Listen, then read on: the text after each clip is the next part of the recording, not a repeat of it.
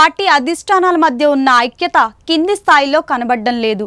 రాష్ట్ర వ్యాప్తంగా ఇదే పరిస్థితి కనబడుతుంది. పొత్తులో భాగంగా ఏ పార్టీకి సీటు ఇచ్చినా మిగతా పార్టీ కార్యకర్తలు, నాయకులు పోటీలో ఉన్న అభ్యర్థికి మద్దతు పలకాలని ఆయా పార్టీ అధిష్టానాలు ఆదేశాలు జారీ చేస్తున్నప్పటికీ కింది స్థాయిలో అవి అమలుకు నోచుకోవడం లేదు. దీంతో పోటీలో ఉన్న అభ్యర్థుల పరిస్థితి అగమ్యగోచరంగా తయారైంది. తెలుగుదేశం పార్టీ, జనసేన, భారతీయ జనతా పార్టీ కూటమిలో భాగంగా Kakinada assembly seat Telugu Desam party కేటాయించడం జరిగింది. ఉమ్మడి అభ్యర్థి ప్రచారం కూడా ప్రారంభించడం జరిగింది. అయితే కాకినాడ జిల్లాలోని 7 అసెంబ్లీ నియోజకవర్గాల్లో 4 తెలుగుదేశం పార్టీకి, 2 జనసేనకు కేటాయించిన నేపథ్యంలో కాకినాడ సీటును భారతీయ జనతా పార్టీ కేటాయించాలని Kakinada Bharatiya Janata party city convener గట్టి సత్యనారాయణ డిమాండ్ చేస్తున్నారు. నా పేరు గట్టి సత్యనారాయణ. నేను బీజేపీ కాకినాడ సిటీ అసెంబ్లీ కన్వీనర్ని. మీకు ఒక ముఖ్యంగా విషయం చెప్పాలి.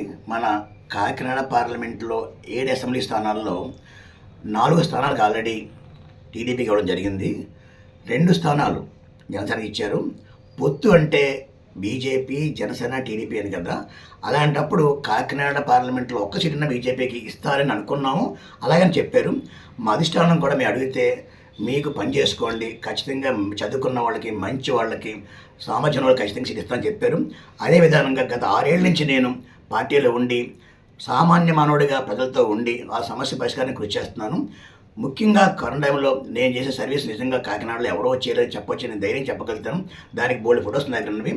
అందుచేత ఖచ్చితంగా అధిష్టానం మరొకసారి ఆలోచించి ఈ కాకినాడ సిటీలో చదువుకున్న వాళ్ళు ఎక్కువ ఉన్నారు, అన్ని రకాలుగా ఆలోచన వ్యక్తులు ఎక్కువ ఉన్నారు. కాబట్టి ఇక్కడైతే కాకినాడ బీజేపీ ఖచ్చితంగా నెగ్గే అవకాశం ఉంది. అలాగనే కాకుండా నాకు బీజేపీ అధిష్టానం ఆలోచించి ఎక్కడ సీట్ ఇచ్చినా నేను నెగ్గుతాను, నెగ్గే సత్తా నాకు ఉందని పార్టీ అదే ఆలోచించాలి. ఇంకోసారి ఆలోచించుకుంటూ ముఖ్యంగా కాకినాడ సిటీలో ఇస్తే చాలా బాగుంటుందని, మేము అందరితో ఉంటానని, కాకినాడని అభివృద్ధి పథంలో చేస్తూ పార్టీని మరీ నేను బలపతి చేస్తానని మీకు అందరికీ చెప్పడం జరుగుతుంది. ముఖ్యంగా కాకినాడ ప్రజలకి నేను 40 ఏళ్ళ నుంచి అందుబాటులో ఉన్నాను. వాళ్ళ వల్ల ఈరోజు నేను ఇంత గొప్ప వ్యక్తిగా ఎదిగాను. నాకు ఈ ఛాన్స్ నాకు ఇస్తే కాకినాడకి నేను చేయవలసిన చేసి నా రుణం తీసుకునే అవకాశం కల్పిస్తారని, ప్రజలు ఆదేశిస్తారని నేను అనుకుంటూ మరొకసారి నేను అధిష్టానాన్ని నేను కోరుకుంటున్నాను. ఆలోచించి ఈ కాకినాడ సిటీ అసెంబ్లీ స్థానం కానీ నాకు ఇస్తే నేను నెగ్గించి పార్టీకి నేను వాళ్ళ అకౌంట్లో చేస్తానని హామీ ఇస్తూ ప్రజలు సహకరిస్తారని మీకు విన్నవించుకున్నాను. ధన్యవాదాలు.